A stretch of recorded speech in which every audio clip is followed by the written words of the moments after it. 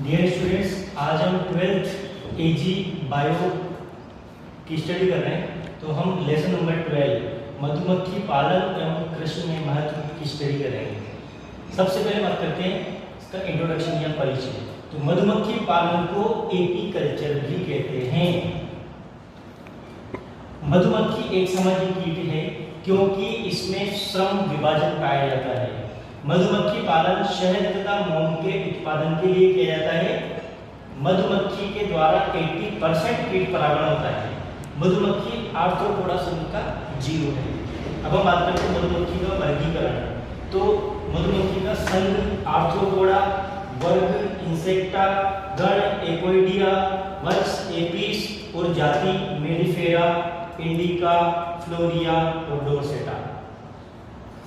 सर्वाधिक शहद का उत्पादन एपिस मेलिफेरा प्रजाति से होता है। सर्वश्रेष्ठ किस्म का शहद का उत्पादन एपिस डोरसेटा प्रजाति की मधुमक्खी से होता है। एपिस डोरसेटा अनेक स्थानों पर डंक मार दे तो ऐसे मनुष्य की मृत्यु हो सकती है। अतः यह सबसे खतरनाक मधुमक्खी होती है। एपिस इंडिका सरल व शांत स्वभाव की मधुमक्खी होती है।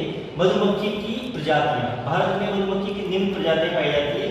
फर्स्ट सार्व मधुमक्खी, इसे एपिस डोरसेटा कहते हैं। भंवर मधुमक्खी, इसे एपिस इंडिका कहते हैं। छोटा मधुमक्खी, इसे एपिस फ्लोरिया कहते हैं। डंपर मधुमक्खी, इसे एपिस मेलिपोना कहते हैं। और यूरोपियन मधुमक्खी, इसे एपिस मेलिफेरा कहते हैं। सार्व मधुमक्खी देशांतर स्वभाव के होने के कारण इसका पालन या तो नहीं किया जाता है या कम किया जाता है। छोटा मधुमक्खी और डंपर मधुमक्खी से शहद की कम मात्रा प्राप्त होती है, इसलिए यह आर्थिक दृष्टि से कम महत्व की मधुमक्खी है। भंवर तथा यूरोपियन मधुमक्खी का कृत्रिम रूप से पालन किया जाता है। हाँ, तो अब हम बात करते हैं मधुमक्खी के रूप।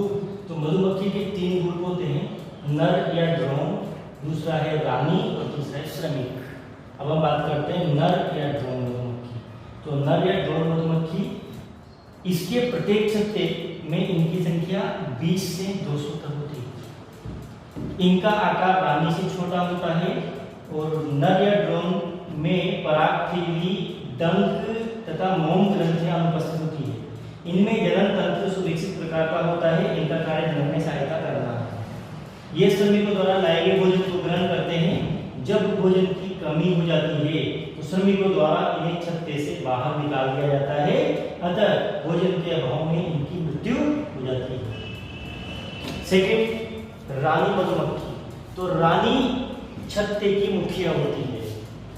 रानी विशेष गंध युक्त पदार्थ स्रावित करती है जिसके द्वारा यह छत्ते पर नियंत्रण रखती है। इसका जीवन काल 2 से 5 वर्ष तक का होता है। एक छत्ते में रानी का आकार सबसे बड़ा होता है। इनमें पंख युक्त मुखांक व डंक कम विकसित होते हैं। यह डंक का उपयोग अपने प्रतिद्वंदी रानी मधुमक्खी को मारने में करती है। यह रानी जब पुत्री अवस्था यानी अपरिपक्व अवस्था में होती है तो मेथुन की उड़ान भरकर बहुत ऊंचाई तक चली जाती है। इसका पीछा करते अनेक नर भी ऊपर चले जाते हैं और योग्य नर इस रानी से मैथुन कर पाते हैं। इसके पश्चात नर के शुक्राणुओं को एकत्रित करके शुक्राणुधानी में भर लेती है तथा इसके बाद यह जीवन भर शुक्राणुओं को काम में लेती रहती है। मैथुन के पश्चात यह पुनः छत्ते में लौटाती है तथा भोजन व अन्य कार्यों के लिए श्रमिक पर निर्भर रहती है। रानी मधुमक्खी 2 प्रकार के अंडे देती है। फर्स्ट, निषेचित अंडे और सेकंड अनिषेचित अंडे। अब हम बात करते हैं निषेचित अंडे। तो निषेचित अंडों से मादा मधुमक्खियों का निर्माण होता है। जो मादा मधुमक्खी सर्वप्रथम रॉयल जेली खा लेती है वह रानी में परिवर्तित हो जाती है और शेष मादा मधुमक्खियां श्रमिक का कार्य करती है। सेकंड, अनिषेचित अंडे। तो अनिषेचित अंडों से नर मधुमक्खियों का निर्माण होता है। अब हम बात करते हैं मधुमक्खी का रूप, श्रमिक मधुमक्खी। थर्ड, मधुमक्खी का रूप श्रमिक मधुमक्खी। निषेचित अंडों से विकसित होने वाले लार्वा से श्रमिक मधुमक्खियों का निर्माण होता है। ये या तो रॉयल जेली नहीं खाती है या फिर बहुत कम रॉयल जेली खाती है।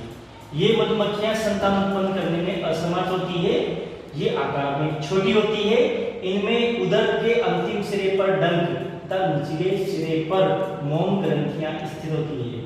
इनमें मध्य व अंतिम पिछली जोड़ी टांगों पर ब्रुश के समान बाल पाए जाते हैं तथा पिछली टांगों पर पराग थैली व अधिक संख्या में बाल पाए जाते हैं। इनका कार्य, स्तनग्रंथि मधुमक्खी का कार्य, पहला कार्य है शहद या मधु तथा पराग कणों को एकत्रित करना।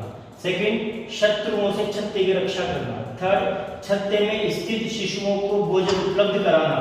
फोर्थ, छत्ते का निर्माण तथा छत्ते की मरम्मत करना। श्रमिक मधुमक्खियां अपने कार्य को दो भागों में बांट लेती हैं। फर्स्ट, श्रमिक मधुमक्खियों का पहला दल मधु एवं पराग कणों को खोजने का कार्य करता है तथा श्रमिक मधुमक्खियों का दूसरा दल मधु व पराग कणों को छत्ते तक लाने का कार्य करता है।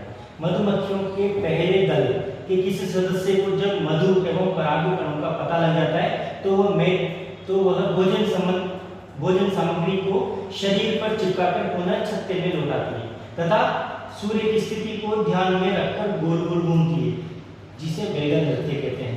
गोल नृत्य करते हुए अपने उदर को दाएं बाएं हिलाती है तथा पंखों को तेजी से फड़फड़ाते हुए जब यह सीधी दिशा में चलती है तो उदर भोजन का स्रोत होता है। इस प्रकार संचार क्रिया द्वारा भोजन लाने वाले दल को भोजन की स्थिति की सूचना देती है। इसके पश्चात मधु लाने वाला दल मधु को छत्ते के कोष्ठकों में भर देता है। इसके पश्चात पंखों द्वारा तेज हवा करते हैं तथा अतिरिक्त जल को सुखाकर शहद को गाढ़ा कर देते हैं। मधुमक्खी का शहद बलवर्धक, स्वादिष्ट व औषधीय गुण युक्त होता है। प्राचीन काल से परंपरागत तरीके से शहद प्राप्त करने के लिए मधुमक्खी के छत्ते के नीचे धुआं करते हैं तथा अपने शरीर पर मोटा कपड़ा लपेटकर छत्ते को तोड़कर उससे शहद प्राप्त कर लिया जाता है। इस दौरान छत्ते में पल रहे मधुमक्खी के अंडे, लार्वा, प्यूपा तथा शिशु नष्ट हो जाते हैं और शहद में भी गंदगी आ जाती है। प्राकृतिक छत्ते में शहद हमेशा छत्ते के ऊपरी भाग से प्राप्त होता है, अतः छत्ते के ऊपरी भाग को चाकू या प्लेट से अलग कर लिया जाता है तथा शेष छत्ता वहीं रहने देना चाहिए।